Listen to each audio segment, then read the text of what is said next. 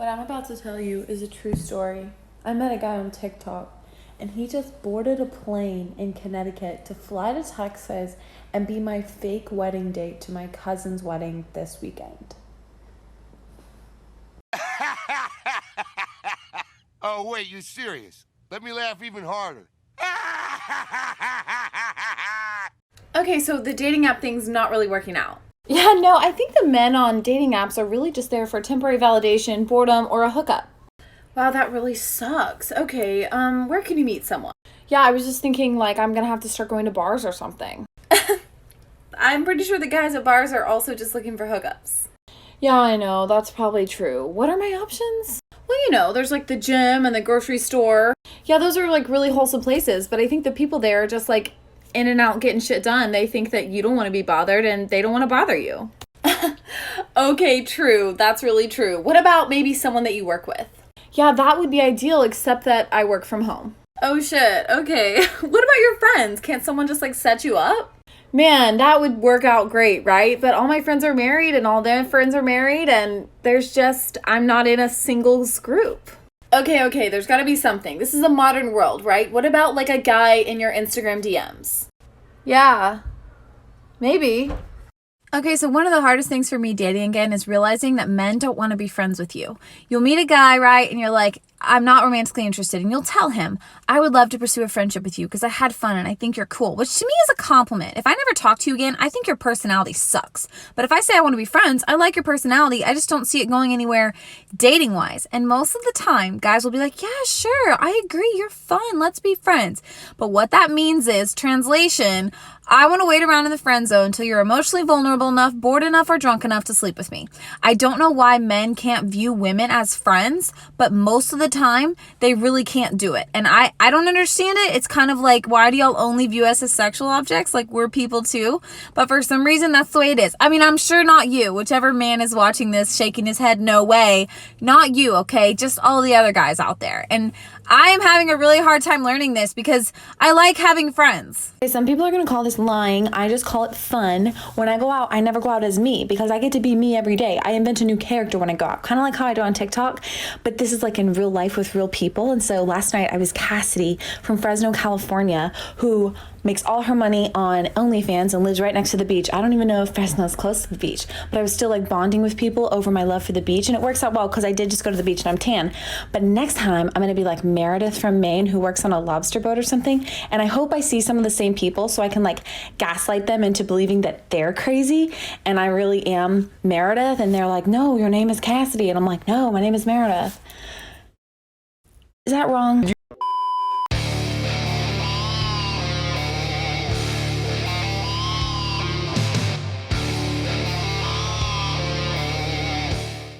Wrong. You just call. I mean, you know, if you want to throw around the word crazy and call other people crazy, I think it would be more correct to say that you're the one who's absolutely insane. You know, they like what on earth is that? I literally just do not understand what the hell is that? What the hell that even is, man? Absolutely crazy. Call me normal? That's offensive. Like, is this how you walk in heels? Like, is that how you do it? So many girls want to go to Nobu, and I just rather have like a beer at like Cheesecake Factory. Like, is that weird? I don't know how to use makeup. I've never used makeup. I'm just kind of like depend on my like weird personality. I love like a glass of milk. Look at this shirt. Bros. Isn't that so funny? You can't just barge in my room. Just wear like Converse under my prom dress. Like, oh my God, I love your shoes. And I was like, they're Converse. You literally can't take me anywhere. Is it weird I'm like in a bathing suit? Is it weird that I feel more comfortable in a bathing suit? No, it's like I don't even want to be looked at. You know what I mean? Like I don't even want to be looked at. You don't want to be looked at though? Because it kind of seems like you came over. Wait, are you serious? Are you joking? I wish I didn't have abs. I feel like abs look weird on me. While most girls were listening to One Direction, I was listening to the Eagles. That's literally offensive that you called me normal. 5 reasons. You know, guys, this is the equivalent, okay? So girls have, you know how we as dudes will call dudes simps if they're being clowns, okay?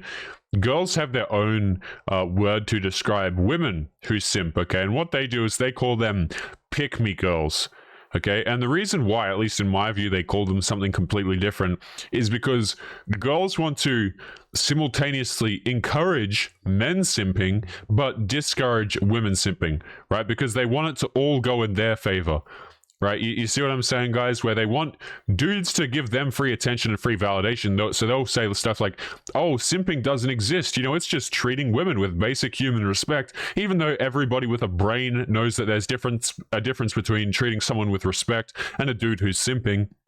But this is the girl equivalent. And to be honest with you guys, I find both of them completely cringe because, let's be honest, they're both inauthentic. But just to let you know, this is what this term is. Basically, I'm a pick-me girl is used to describe, you know, a female who's a simp for a male. I was listening to the Eagles. That's literally offensive that you called me normal. 5 reasons why someone is emotionally unavailable. 1. Fear of intimacy. They were deeply hurt in the past, so they stay away from deep connection to protect themselves. 2. I love how these girls, like, if this is so funny, right? If a girl doesn't get commitment, what she'll do is she'll try and deeply psychoanalyze the guy so that she can rationalize why he did it and why it's not her fault, right? Like that's the thing that they do. Oh, so a man is emotionally unavailable and he doesn't want to commit to me. Well, then the immediate conclusion that we have to draw is that he was hurt, you know? Fear of abandonment. They experience either emotional or physical abandonment in the past, so they are avoiding re-experiencing that pain. 3. Fear of big emotions. They may have grown up in a chaotic environment where big emotions made them feel unsafe. I know plenty of dudes who have grown up in, you know, stable family environments where, you know, the parents were fantastic and everything like that. Like it wasn't anything that she just described. And there are plenty of dudes who grew up in that environment, and these dudes would be considered emotionally unavailable simply because they don't want to commit to you. Right, and I'm not talking about like exceptions to the rule and stuff like this, guys. My point is that these girls, they will psychoanalyze anything that doesn't benefit them in order to be able to remove accountability. Oh, he didn't commit to me, he's a narcissist. He didn't commit to me, he's the A word. He didn't commit to me, someone hurt him. Right? Because she always has to have an answer for that rather than just understanding that maybe, you know, she wasn't what he was interested in. 4. Fear of being judged. They may have been overly criticized for their feelings growing up, so they've learned that being open with their emotions is bad or unsafe. 5. Temporary circumstances. Sometimes there are no deeper reasons. There could be simply prioritizing other things in their lives like career, health, or other obligations. I have a dating tip for you. Do not let the person that you are newly dating follow you on social media. Let me tell you why. So the guy I went on a date with last Sunday, things are still going really well. We're going to actually see each other Tuesday when I get back into town from San Diego. But he asked to follow me on Instagram, and I told him no, because I don't want to get to know someone through their social media.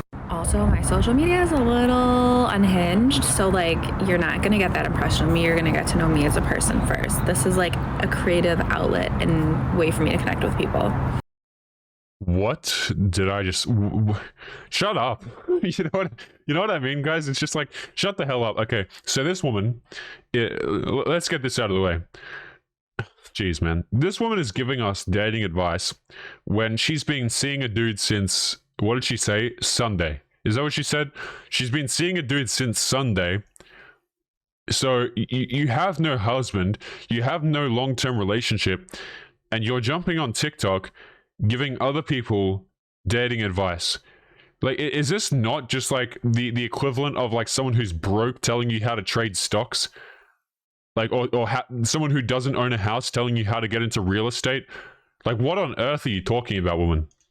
Anyway, so what has happened is instead of us watching each other's stories and liking each other's pictures and as a way to like see what that person's up to throughout the day, we have been keeping in touch by sending each other, like texting each other pictures and videos of our day. What a terrible idea. That man is a clown for wasting his damn time.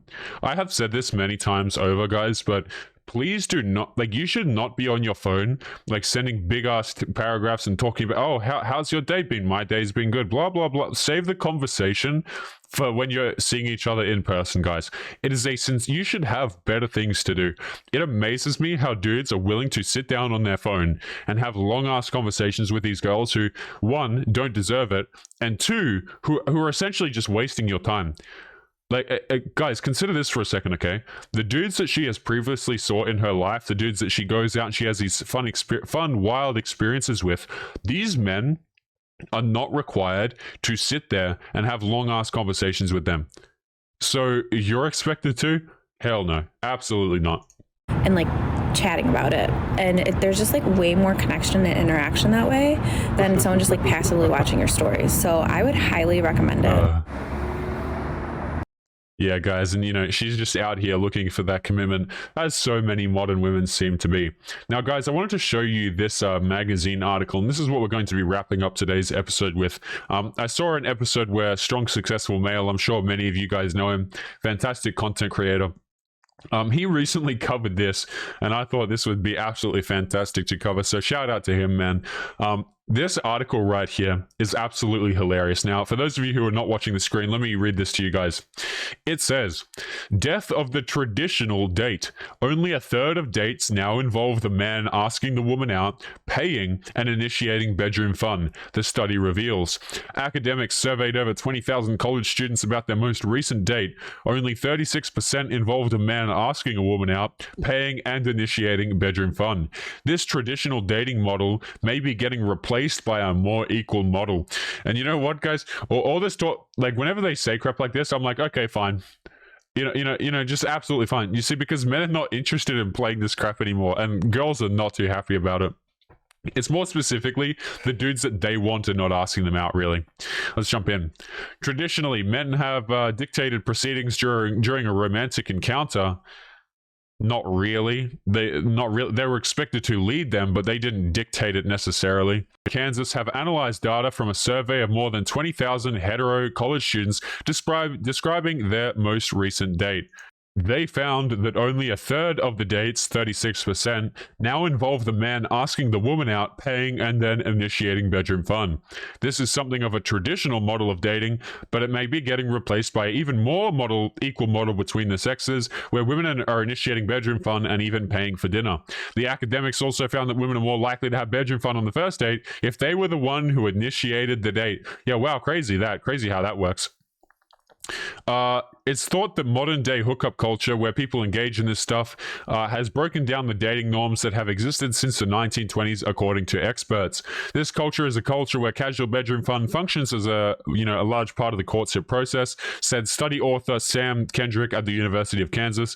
In hookup culture, you don't have to go on a date or enter a relationship to do these sorts of things. The order has essentially flipped around. The classic idea of dating as a part of courtship, where a dating activity such as going to the movies before anything fun happens, was born in the 1920s. Most scholarly research on young adults in the last 20 years has focused on these things, and these counters are not associated with a traditional date. I feel like if bedroom fun norms have changed that drastically, and they have, then the bedroom fun is initiated on dates has probably changed as well.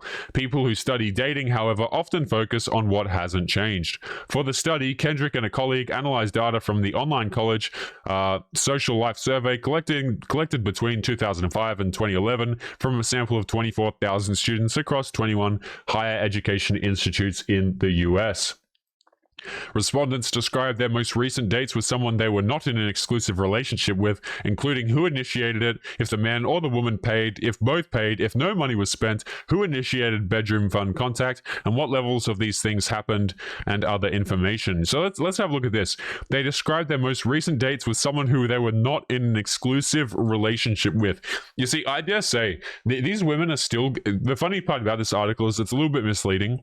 Girls are still being asked out to do these sorts of things, but they're only going out with the dudes that they're incredibly attracted to. And a lot of these dudes who they're incredibly attracted to are not asking them out anyway, so they're starting to have to do it themselves. That's really what this is about.